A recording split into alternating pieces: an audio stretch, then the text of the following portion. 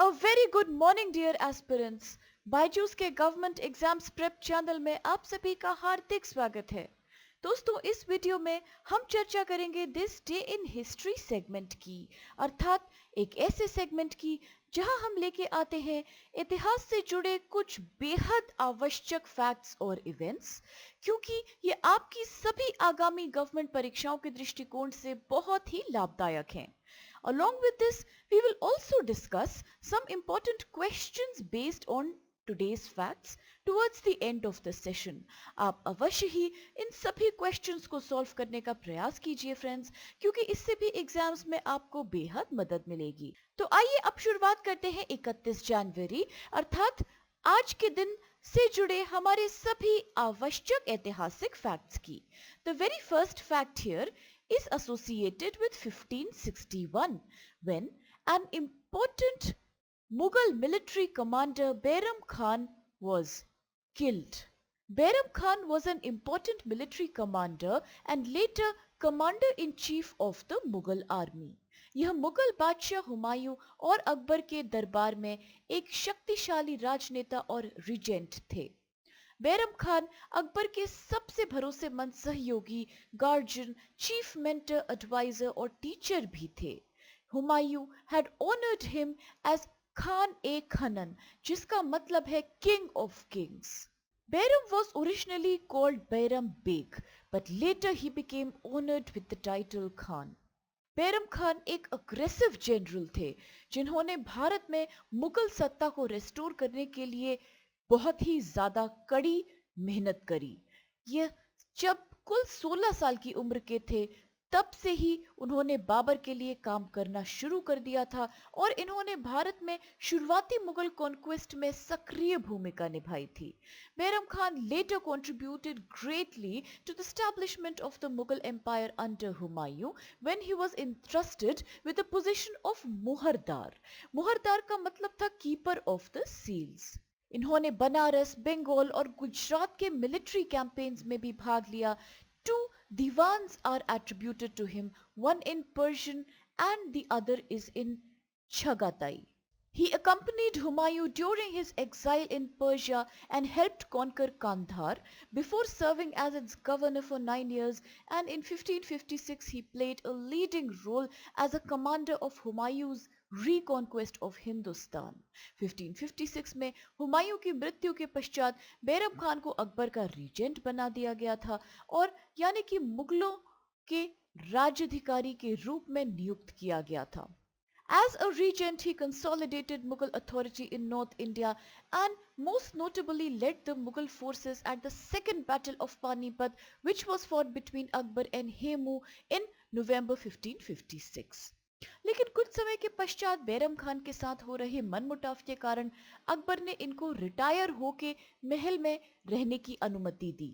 जब यह गुजरात से गुजर रहे थे तब इनकी हत्या कर दी गई।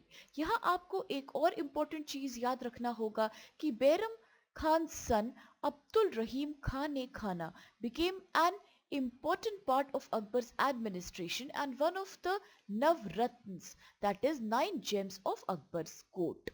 Please make a note of this, क्योंकि अकबर के 9 ज्वेल्स और नवरत्न याद रखना आवश्यक है। तो इनमें से नाम है अब्दुल फैजी, तोदारमल, अब्दुल रहीम खान ए खाना, तानसेन, राजा मान सिंह, फकीर Iyazuddin, Mulla Do Piyaza and Birbal. With this अब चल के देखते हैं आज का दूसरा आवश्यक fact which is associated with 1896 when an eminent Kannada poet Dattatreya Ramchandra Bendre was born. Dattatreya Ramchandra Bendre, popularly he was known as Da Ra Bendre, and he was a leading Kannada poet of 20th century. इनका जन्म कर्नाटका के धरवाड़ में एक मराठी परिवार में हुआ था। इनको कन्नड़ा के नवोदय मूवमेंट के अग्रणी कवियों में से एक माना जाता है। He was a leading figure in the linguistic renaissance of Kannada in the region of North Karnataka. इनको वर कवि के नाम से भी पॉपुलरली बुलाया जाता है। वर कवि का मतलब होता है हेवन टच्ड पोएट। In 1973 इनको ज्ञानपीठ अवार्ड से पुरस्कृत किया गया था for his 1964 poetry collection known as Nakku Tanti, which translates into four strings in English. अब डिस्कस कर लेते हैं जल्दी से दोस्तों कि ज्ञानपीठ पुरस्कार से जुड़े कौन से हैं बहुत इंपॉर्टेंट और याद रखने लायक फैक्ट्स। तो इनमें से आप ये जरूर याद रखिए कि ये भारत का हाईएस्ट लिटरेरी अवार्ड है और इसका संगठन किया गया था मई 22, 1961 में। The first recipient of Gyanpith Award was Malayalam writer G. Sankara Kurup in 1965. Kannada has won 8, the highest number of Gyanpith Awards. Gyanpith awardees in Kannada are Kuvempu, Dha Ra Bendre, Shivaram Karanth, Masti, Venkatesh, Ingar, V.K. Gokak, Girish Karnad, U.R. Ananthamurthy, Chandrasekhar Kampar. Now coming back to दा रा बेंद्रे, जिनके बारे में हम अभी चर्चा कर रहे थे, इन्होंने पब्लिश करा था अपना पोएट्री एज अंबिका तान्या दत्ता। इनको 1968 में पद्मश्री अवार्ड और 1958 में साहित्य अकेडमी पुरस्कार से भी सम्मानित किया गया था। विद दिस अब चल के देखते हैं दोस्तों आज का अगला फैक्ट, और ये संबंधित है वर्ष 1923 के साथ, जब major Somnath Sharma was born. Somnath Sharma का जन्म 31 जनवरी 1923 में पंजाब के कांगड़ा में हुआ था, जो वर्तमान समय में हिमाचल प्रदेश में स्थित है। इनके पिता अमरनाथ शर्मा भी एक मिलिट्री ऑफिसर थे। After his graduation, Sharma was commissioned into the 8th Battalion, 19th Hyderabad Regiment of the British Indian Army. During the World War II, he saw action against the Japanese in Burma during the Arakan campaign. Sharma was awarded the Paramveer Chakra for his actions on 3 November 1947 in defending the Srinagar airport. यह परमवीर चक्र जीतने वाले पहले भारतीय थे। परमवीर चक्र भारत का highest military decoration या highest military सम्मान है, which is given for displaying distinguished acts of valour and bravery during war time. Paramvir Chakra को डिजाइन किसने किया था? अब ये भी एग्जाम्स के पॉइंट से बहुत यादगार चीज है। तो परमवीर चक्र को डिजाइन किया था सावित्री खानोलकर ने। सावित्री खानोलकर ने कई और पुरस्कार भी डिजाइन किए हैं, जैसे कि other major gallantry medals including Ashok Chakra, Mahavir चक्र, कीर्ति चक्र, वीर चक्र एंड शौर्य चक्र। तो इसलिए इनका नाम आप अवश्य याद रखिए। विद दिस अब चल के देखते हैं दोस्तों आज का अगला fact, and this is associated with 1963 when the peacock was declared as India's national bird. In 1963, peacock was declared as the national bird of India because of its rich religious and legendary involvement in Indian traditions. इसको भारत के राष्ट्र पक्षी के रूप में स्वीकार करने के लिए अनेक रीजंस, अनेक क्राइटेरिया थे। जैसे कि अगर हम पीकॉक के बारे में कुछ फैक्ट्स डिस्कस करें तो ये एक ओमनिवोरस प्राणी है, यह सर्वव्यापी पक्षी है। The Indian peacock consumes seeds, insects, fruits, small mammals and reptiles. इसको पूरी तरह से प्रोटेक्शन दिया गया है under the wild life protection act of 1972। इसको अंतरराष्ट्रीय प्रकृति संरक्षण संघ के लाल सूची में संकट मुक्त कैटेगरी में क्लासिफाई किया गया है। Means as per the IUCN red list, peacocks belong to the least concern category. लेकिन यहाँ प्रश्न ये उठता है कि आखिर ये IUCN रेड लिस्ट क्या है? तो अंतरराष्ट्रीय प्रकृति संरक्षण संघ यानी कि IUCN, international union for conservation of nature, विश्व स्तर पर विभिन्न जातियों की संरक्षण स्थिति पर निगरानी रखने वाला सर्वोच्च संगठन है। संकटग्रस्त जातियों की IUCN एक लाल सूची जारी करता है, जिसको कि IUCN रेड डेटा सूची भी कहते हैं। यह 1964 में गठित विश्व भर में पौधों और पशुओं की जातियों की संरक्षण स्थिति की सबसे व्यापक तालिका है। It is the world's most comprehensive inventory of the global conservation status of biological species. लाल सूची हर जीव जाति को 9 में से एक श्रेणी के डेटा में डालता है। यह श्रेणीकरण उनकी कुल आबादी में गिराव के दर, भौगोलिक विस्तरण के क्षेत्र और उनके क्षेत्र के आधार पे किया जाता है। The 9 categories are extinct, extinct in the wild, critically endangered, endangered, vulnerable, near threatened, least concerned, data deficit and not evaluated।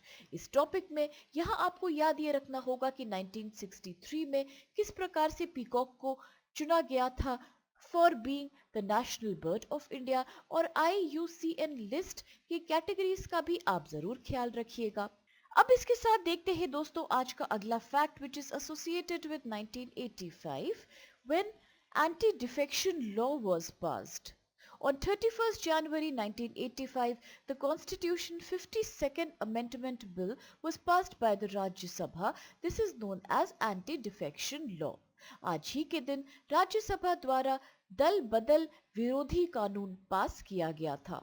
As per this amendment bill, 4 articles in the constitution were modified and these modifications were made in article 101, 102, 190 and 191.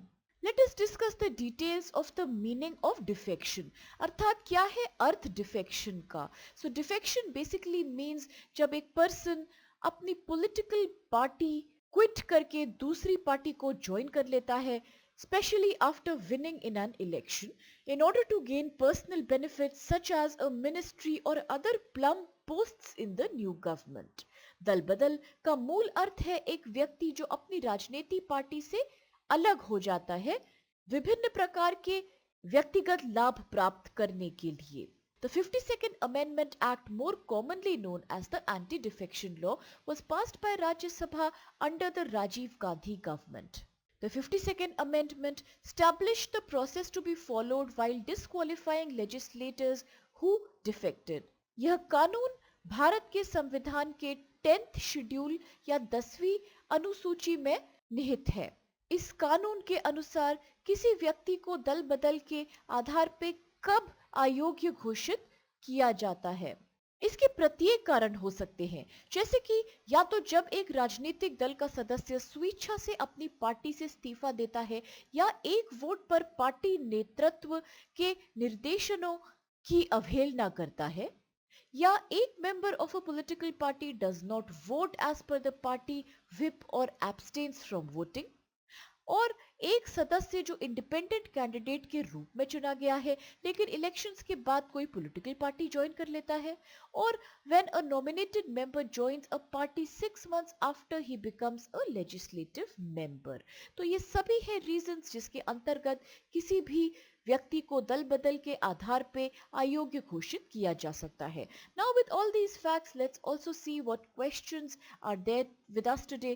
पहला सवाल यह कहता है who won the Jnanpith award for Naku Tanti, अर्थात नकु तंती के लिए ज्ञानपीठ पुरस्कार किसने जीता है। ऑप्शंस आपके सामने है ए कुवेंपु, बी शिवराम करंत, सी दत्तात्रेय रामचंद्र बेंद्रे, डी गिरीश कर्नाड।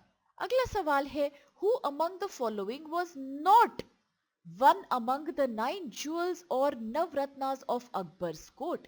निम्नलिखित में से कौन अकबर के दरबार के 9 रत्नों या 9 जेम्स में से एक नहीं था।